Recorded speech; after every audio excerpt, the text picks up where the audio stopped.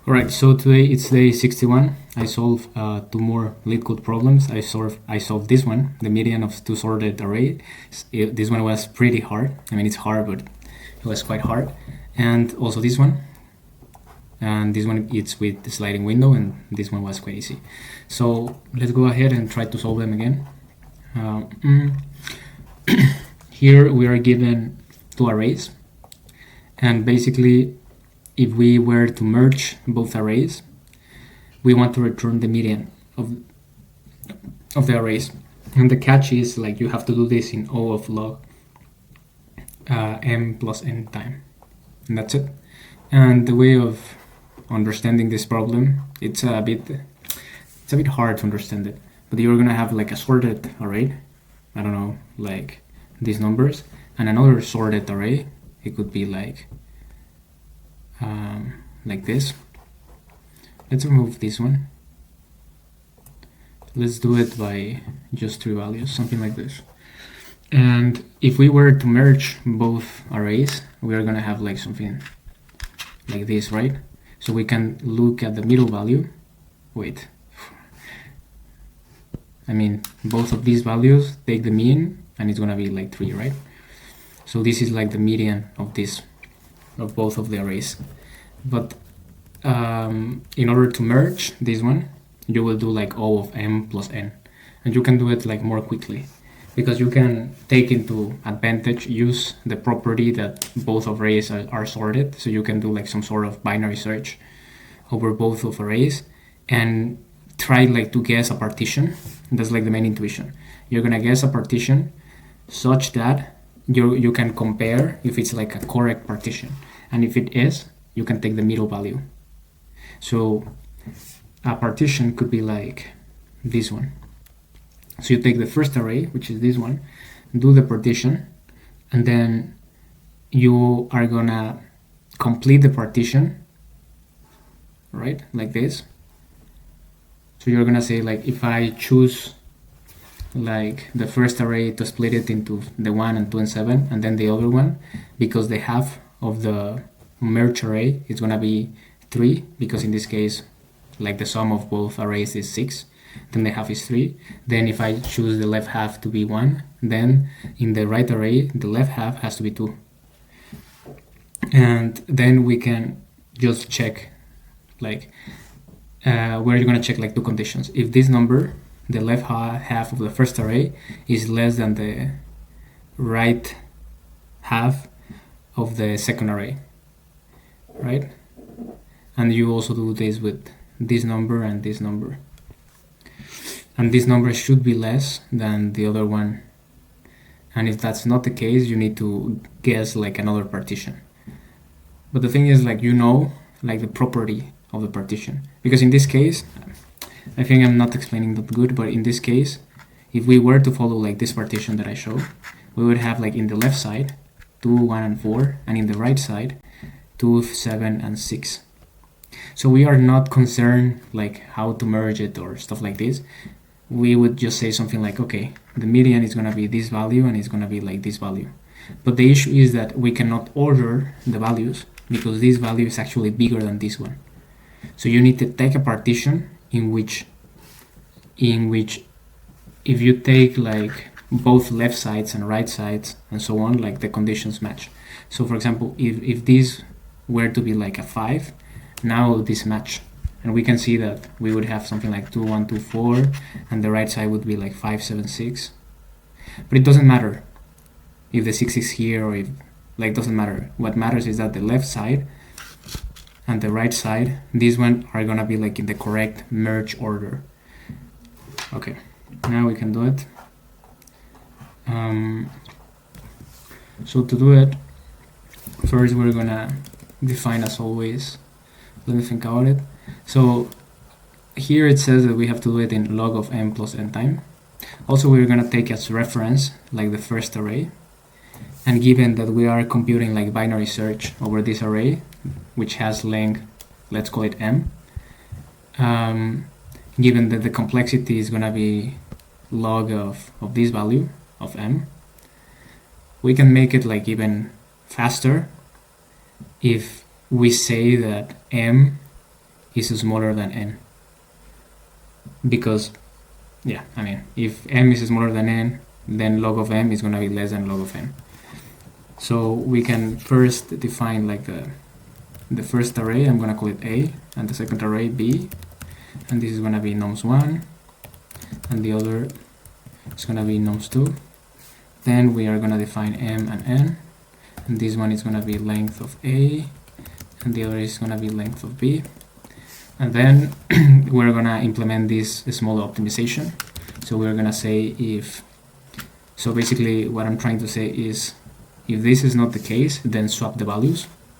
So if m is bigger than n, it means that we want to always make the binary search over the smaller value.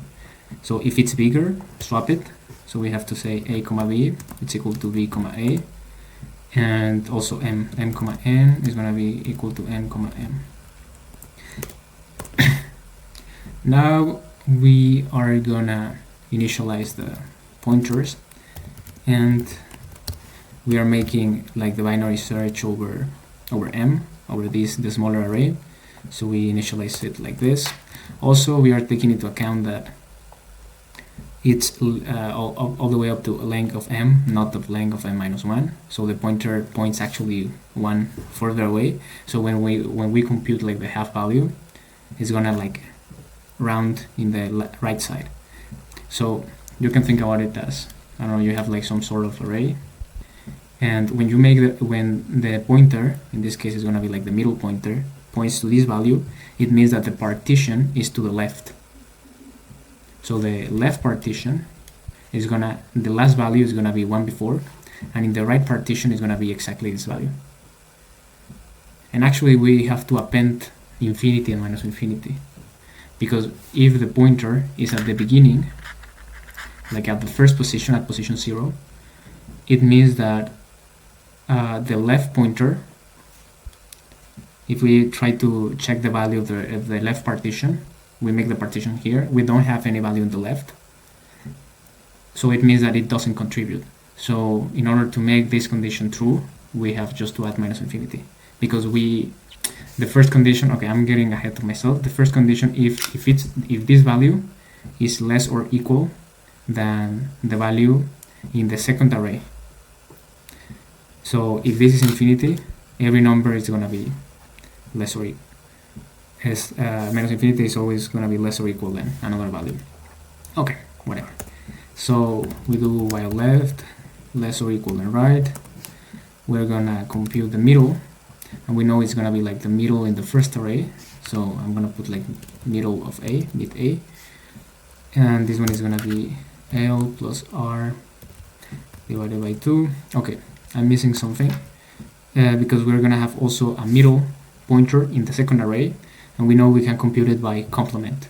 So first the total, like if you were to merge both arrays, you're going to have m plus n. So half the values, because we want the index at the median point, half the values is going to be total divided by 2.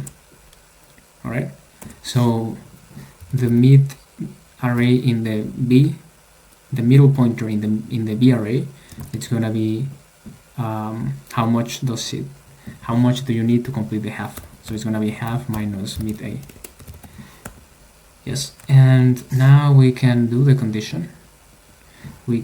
First we need to, because I think it's cleaner to set out the comparisons. We're gonna make 4 comparisons, so we can do it right now. So we can say, first, when we do a split, we said already that the split is gonna begin to the left, like from the left. So if this is mid, so I can say, what number can I put? I'm gonna put left A. So I'm splitting the A array into 2 splits, the left and right. The left side is gonna be 1 minus the one in the middle. And the one in the middle for A is mid A, so it's gonna be mid A minus 1. So it's gonna be A of mid A minus 1. And this is true as long as mid A is greater than 0, because if it's 0 or less, it's gonna be minus infinity. So let's put if mid a greater than 0, else float minus infinity. And we are gonna do something very similar for right, and we say that it's gonna be this pointer, like the first element, the smallest element in the right side of the array A is gonna be just mid A if mid A is less than m, because m is the length of the array A, and if it's here, I mean, if it's here, it's okay, but if it's here, it should be infinity. So yeah, this is good. And then we do like the same for the second array, for the array B. So we put left B, right B, mid B, mid B, mid B, and this looks okay. Okay, this is B. Okay, now we can make the comparison, which is gonna be if left A is less or equal than the one in right, so it's gonna be right B, and the other comparison to make the solution correct. So for a given array like this one, you check if this one is less than this one, and you check if this one is less than this one, and this is basically left of B less or equal than right of A. Left of B less or equal than right of A. So if the partition is okay, we can return immediately the median, and the median is going to depend if the size of the array is odd or even. That's why the problem is hard, because you have to take many things into account. So if it's odd, it means that the total length, when you compute the mod by 2, should be 1. And I mean, you can just put this. And so this is if it's odd. If it's odd, it means that you are gonna take if it's odd, let's make an example. You have 1 2 3 1 2 3 4 and 3. So you're gonna have, like, I don't know, this partition. I mean, actually no, what would be the partition, like the correct partition? You're gonna have the index 0 1 and 2, and you're gonna have 2 divided by 2, which is 1. So the middle is gonna be actually this one. This is left, this is right, and this is middle. And then you're gonna say this is the partition, so this is gonna be 0, so partition is gonna be this one, right? And then you compare if this is less than this, which is not true. No, wait, it's true. And then you compare if this, which is minus infinity, is less than this, which is true. Alright, so this one is like correct. So you're gonna put, like, the division is gonna be 1 and 2 and 3, and you should return 2, which is the minimum value between the minimum value between the right partition of A and the left partition of B, right? No. Yeah. No, but this one is the... No, yeah, it's okay. The minimum value, return the minimum value of... What is this? The left of A... No, right of A... and left of B. So this is if it's even. I mean, if it's odd. If it's even, we gotta compute like some sort of average, because this is gonna be 4, and then this is gonna be, yeah, because this is a single value. No, wait, I'm tripping. Yeah, I'm tripping. This is 2, so technically you are just comparing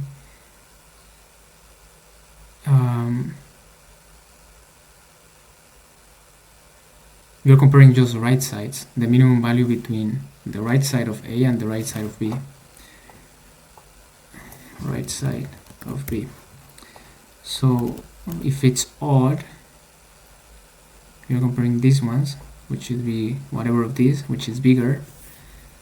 And if it's odd, you gotta compute,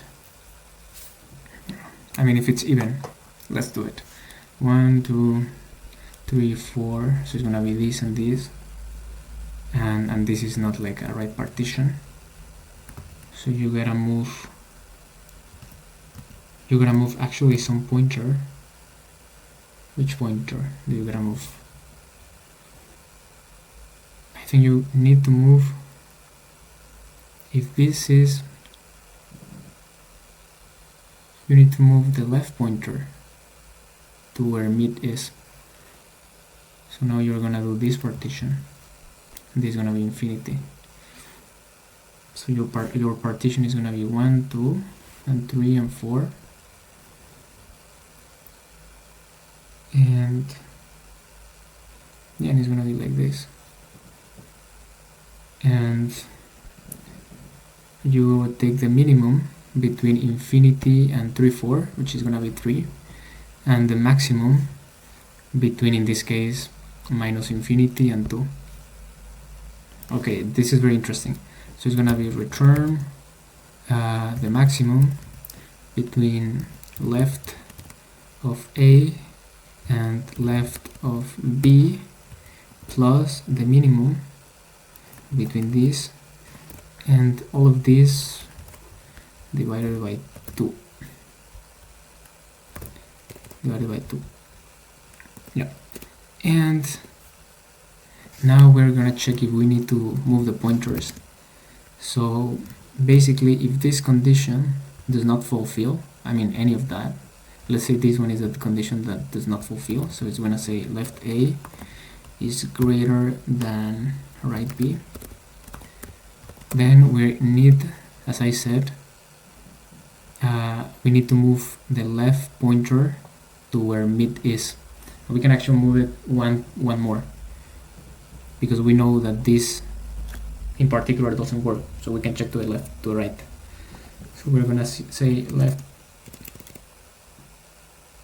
no, yeah, I'm tripping. This is not in if left A, right B, it's in the conditions of the inside. So it's actually this condition, if left B less than right A. So if this is the condition, then we need to move the right, because if it's the other condition, then the else value is gonna, the else value is this. We need left of mid plus 1. And by the same logic, this one is gonna be just moving the right. So it's gonna be mid minus 1. And in the end, we gotta return the median, which is gonna be this one. Now, why this one is not marked? I don't know. Let's see. There's an int object has not attribute length. Yes. Now what is the problem? Yeah, this should be, I forgot about this.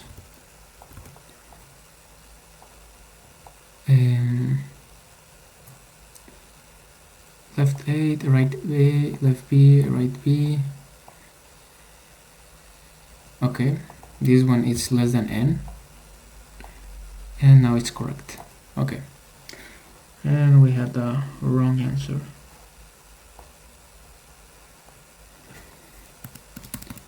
Why? There is no return.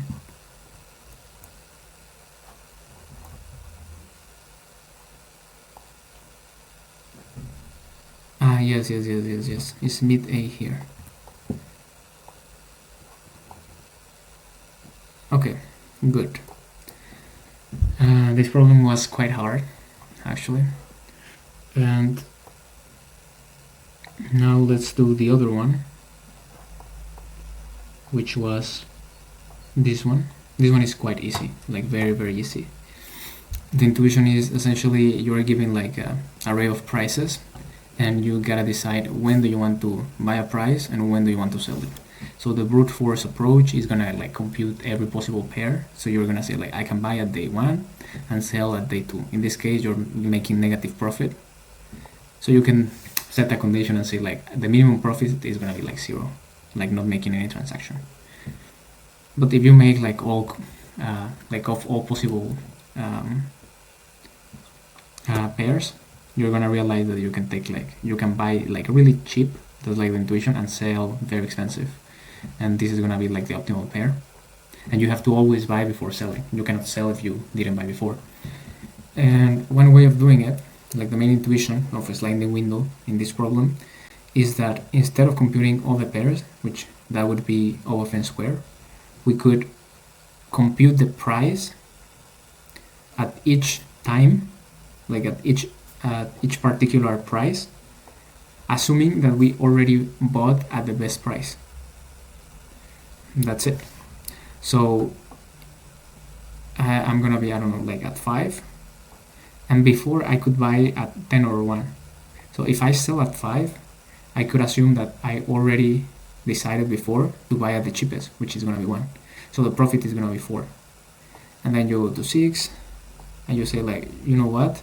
I can assume I already buy at the best price, which the best price is 1. So you're gonna increase the profit because you can sell at a better value than 5. And then you arrive at 7, and you're good. You arrive to the output 6, and that's it. Okay, so to do it, we can, it's just like a for loop for p in prices.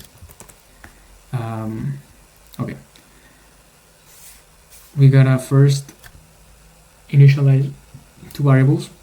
Let's, what would be the name? Yeah, because, okay, yeah, let's call it by price. So this is gonna be like the price at which we buy the stock, which is like the currently at iteration p, like the best price. And we're gonna say that initially our buying price is infinity. So we're gonna say float inf, because here we're gonna set up like the minimum between buy price and p. Okay, so essentially what I'm saying here is that at the first iteration, that's why I initialize at infinity, I'm gonna choose just the first value. So the first value is gonna be my buying price. Then at the next iteration, I'm gonna choose between the current price and the previous one. If the current is better, then if it's cheaper, if it's smaller, I'm gonna pick it. And then we have to compute the profit, and we want to maximize the profit, so it's just gonna be max. And the profit is the how much do we sell it for, and we can sell it at price p minus the buy price. And the thing is, like, we have to initialize the profit as 0 because we want like the global price, so we gotta compare it with previous profits. And if the buying price is the current price, is gonna be 0. So this is good. Okay, so let's walk through it very quickly. At the beginning I choose 10, right? 10 is less than infinite. Then the profit is gonna be 10 minus 10, which is 0, and the max between 0 and 0 is gonna be 0. But now the thing is, by price, instead of being infinite, it's gonna be 10. And at the next iteration, I ask myself, 1 is better buying price than 10. Okay, so I'm gonna buy at 1. But I'm also selling at 1, so the profit is still 0. But now the minimum price is 1. Next iteration is 5. Okay, now the buying price is still 1, but now I can sell at 5. So the profit is gonna be 5 minus 1, which is 4. And 4 and 0, 4 is better, so now profit is 4. And you continue to do this, and you're gonna get 6. And we can directly return profit, and that's it. Alright, so this was for today.